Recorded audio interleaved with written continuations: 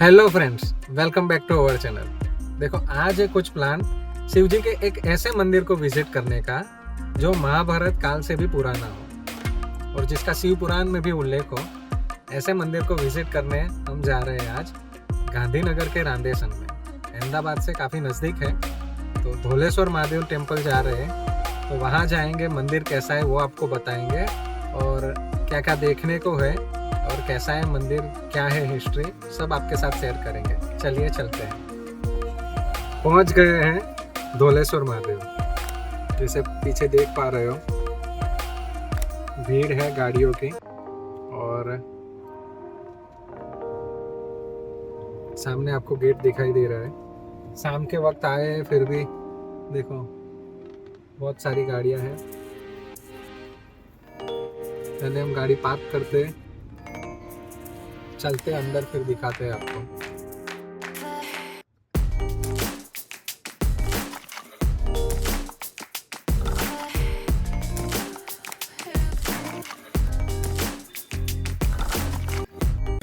हर हर महादेव दोस्तों, स्वागत है आपका भाई एक्स आकाश एक्सप्लोर के इस खास सफर में। आज हम आए हैं गुजरात की राजधानी गांधीनगर से कुछ ही दूरी पर बसे एक बेहद प्राचीन और दिव्य स्थान धोलेश्वर महादेव मंदिर रांदेसन। यहाँ की शांति, यहाँ की आस्था और यहाँ की पौराणिक कथाएं इसे सिर्फ एक मंदिर ही नहीं बल्कि एक अद्भुत आध्यात्मिक धाम बनाती है। कहा जाता है कि यहाँ आकर दर्शन करने का फल वाराणसी काशी के बराबर मिलता है। तो चलिए इस पावन यात्रा की शुरुआत करते हैं। गांधीनगर से रांदेसन गांव की दूरी बहुत ही कम है, करीब 10 किलोमीटर। सड़क मार्ग से आते हुए इस यात्रा को खूबसूरत बना देता है। जैसे ही आप मंदिर परिसर में प्रवेश करते हैं, आपको सबसे पहले सुनाई देती है घंटियों की मधुर ध्वनि और हवा में धुली अगरबत्ती की सुगंध, जो आपके मन को तुरंत ही आध्यात्मिक शांति से भर देती है। अगर धोलेश्वर महादेव का इतिहास के बारे में बात करूं,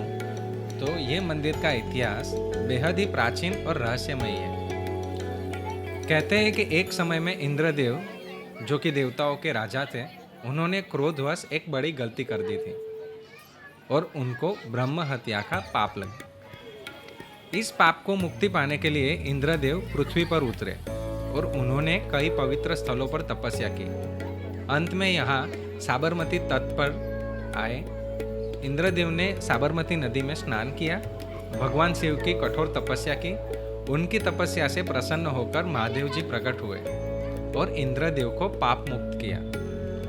इसी स्थान पर इंद्रदेव ने एक शिवलिंग की स्थापना की और तभी से इसे इंद्रेश्वर महादेव या धोलेश्वर महादेव कहा जाना लगा। ये भी मान्यता है कि जब पांडव वनवास के समय यहाँ आए थे, तब उन्होंने भी महादेव की पूजा यहीं पर की थी। कुछ लोक कथाओं में यह भी कहा गया है कि यहाँ एक समय एक महान संत ने कठोर तपस्या की थी और बाद में एक मराठा राजा ने इस मंदिर के पुनर्निर्माण में योगदान किया।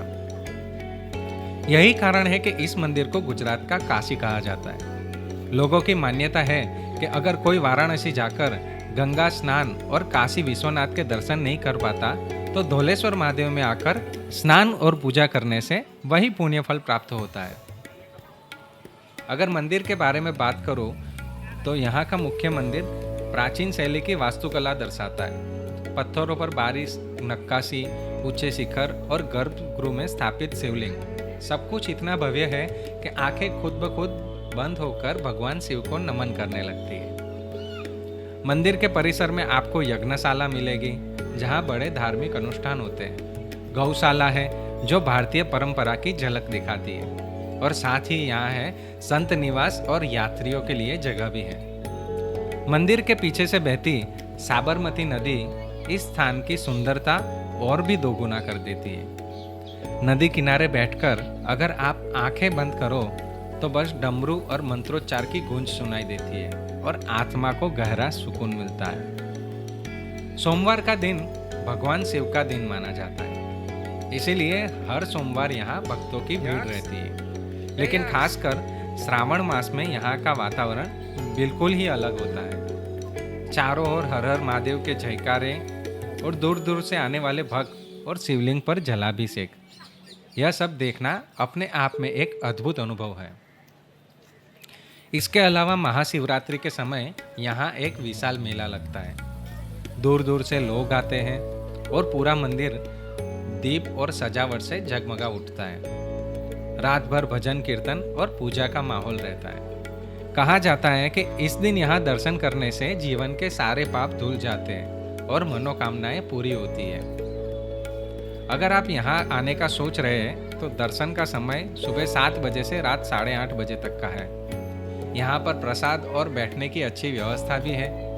पास में पार्किंग है तो आपको गाड़ी रखने की भी दिक्कत नहीं है और छोटे छोटे दुकान से प्रसाद व फूल भी आसानी से मिल जाते हैं। और सबसे खास मंदिर परिसर का वातावरण इतना शांत और सकारात्मक है कि अगर आप चाहो तो यहाँ घंटों बैठकर ध्यान और प्रार्थना कर सकते हो।